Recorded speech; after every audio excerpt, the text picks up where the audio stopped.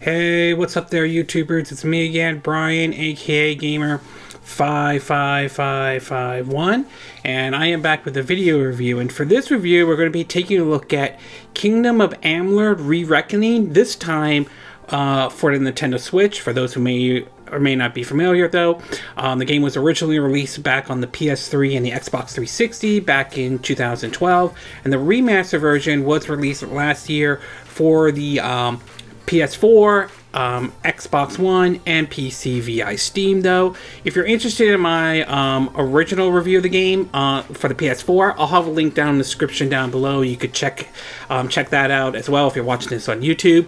And if you're interested in any gameplay footage, though, I'll also have a link down in the description down below if you're watching this on YouTube, if you want to check out any gameplay footage, though.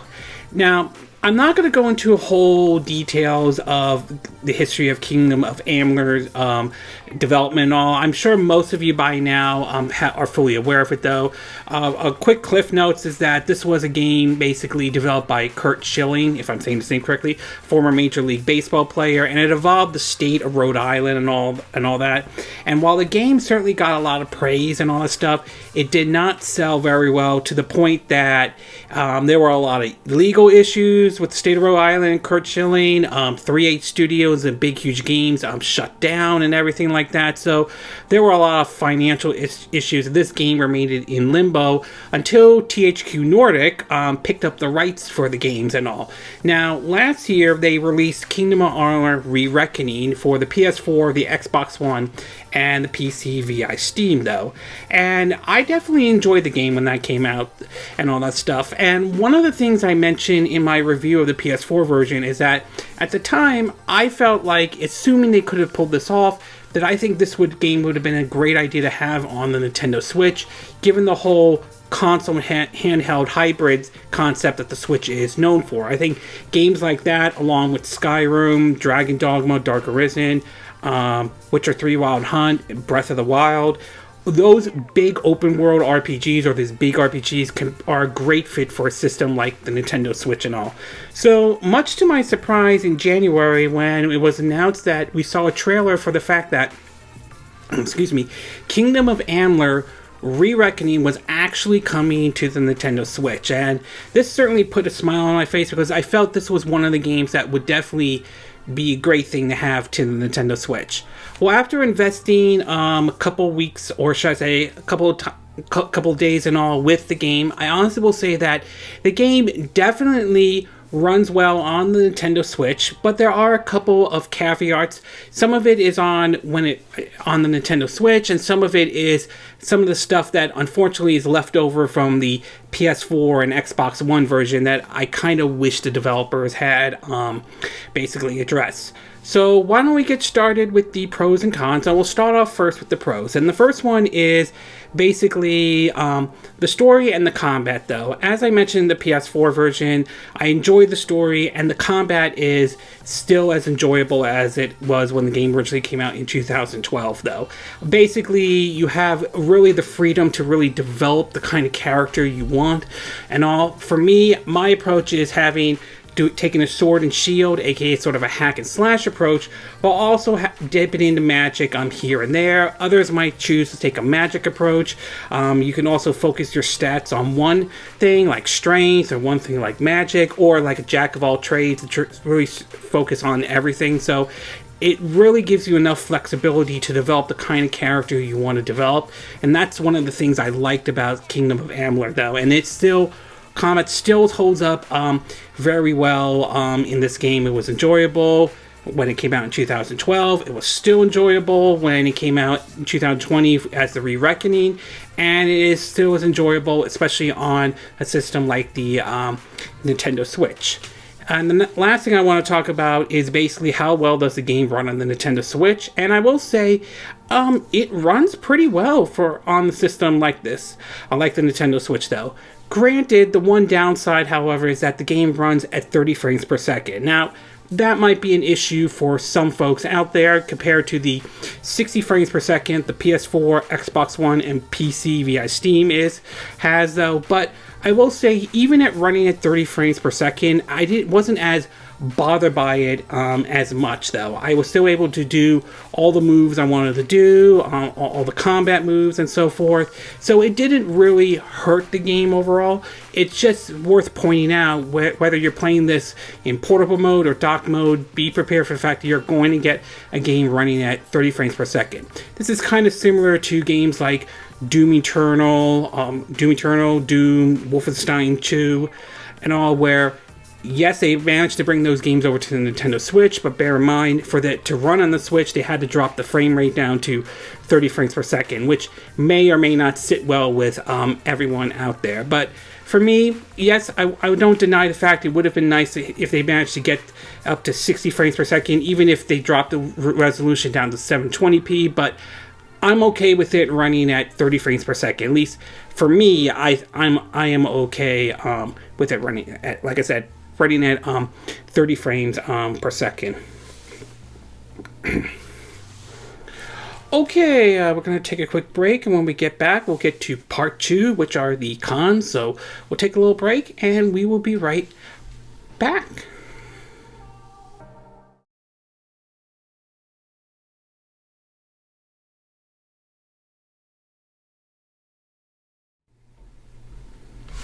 Okay, and we are back with part 2 of our video review of the Nintendo Switch version of Kingdom of Amalur, if I'm saying the name correctly, Re-Reckoning though. So now that I gave you the pros, why don't we get started with the cons? And there are really only 2 cons I could think of in regards of the Switch version of Kingdom of Amalur Re-Reckoning. We'll start off with the first one, and I do want to point out that this is something that has to do with pretty much all the versions, to be exact, though, and the Switch is no exception, though. I mean, like the other versions, though, there are issues, some of it ranging from the loading times can be a little bit long, the camera angles can be sort of in a sort of an odd place during, like, say, like the cutscenes and all that stuff, and like the other versions as well, there's no like a manual lock on.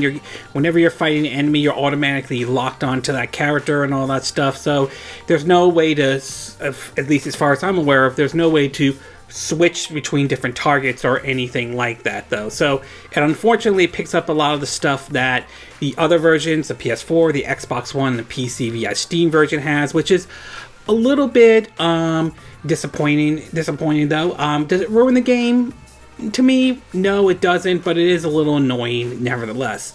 And the last thing I do want to talk about, and this one has to do mostly with the Nintendo Switch version, and that has to do with how the frame rate kind of takes a dip when things get a little too hectic, though.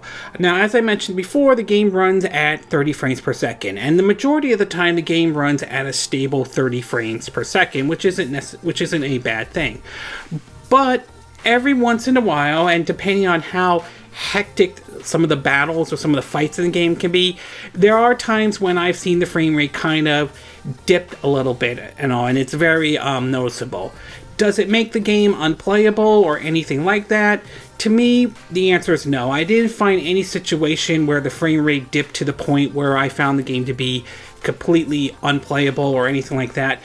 But it is, however, noticeable nevertheless, and I do hope that perhaps maybe there's like a patch they could probably release to maybe fix some of that in some degree to a certain extent. So yes, the frame rate can take a hit a little bit when things get a little too hectic, mostly when there's a lot of enemies on the screen, you're fighting them and all that stuff. But like I said, nothing that made the game, at least for me though, nothing that made it like literally unplayable or anything like that. Overall, I would say Kingdom of Amalur Re-Reckoning from the Nintendo Switch is still a fun game nevertheless, and I'm glad THQ Nordic brought this game over to the Nintendo Switch, though. The combat and the story is still as enjoyable, and the game definitely holds up very well on the Nintendo Switch, despite it running at 30 frames per second compared to what the PS4, Xbox One, and PC via Steam version does. However, at the same time, it does bring some of the issues that the other versions had, which is basically the loading times can be a bit long, though. The cutscene, some of the camera angles just goes into odd places during some of the cutscenes, and basically there's no, manual lock-on or anything like that. And particularly for the Nintendo Switch, there are times when the frame rate can dip a little bit, but I found most of this happens when things get a little bit too hectic, like when a whole bunch of enemies are swarming you, and the fact that excuse me, the fact that I didn't find it to the point where it made the game unplayable. But I do hope that this is an issue that maybe THQ Nordic can address maybe in a future patch and all.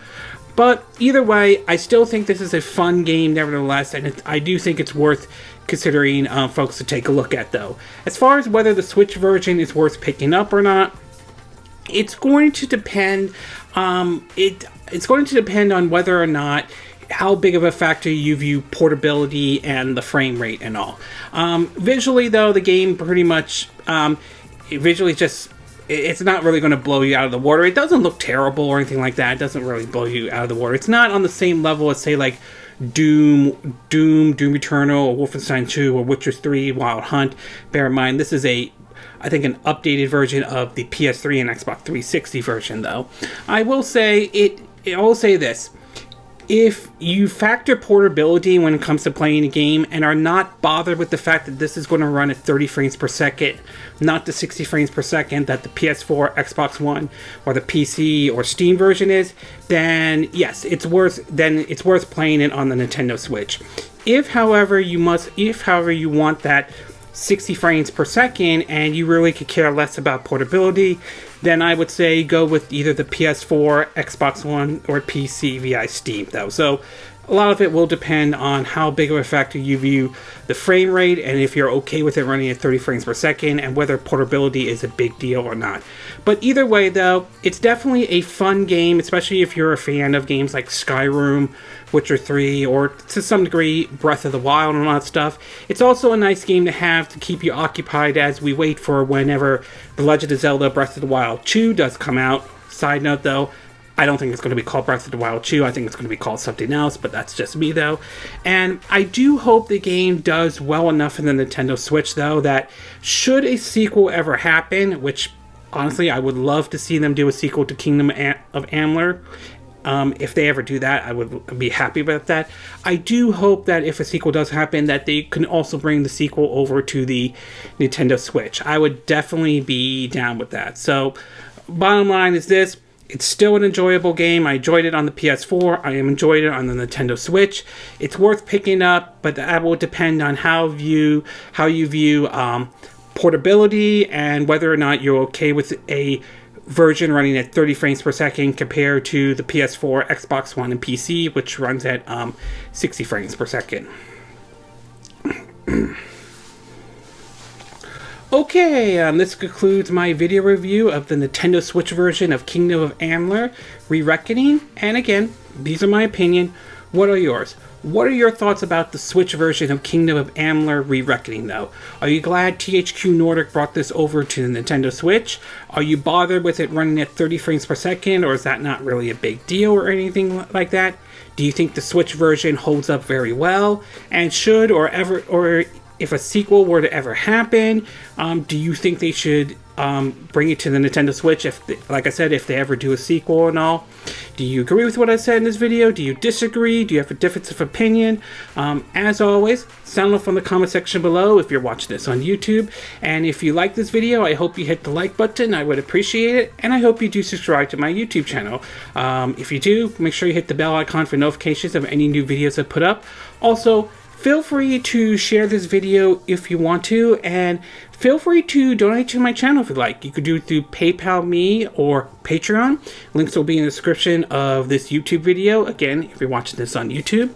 And I will see you again next time when I do another video. Hopefully that'll be soon. Until then, from Southern California, wish you all a good day then. Bye!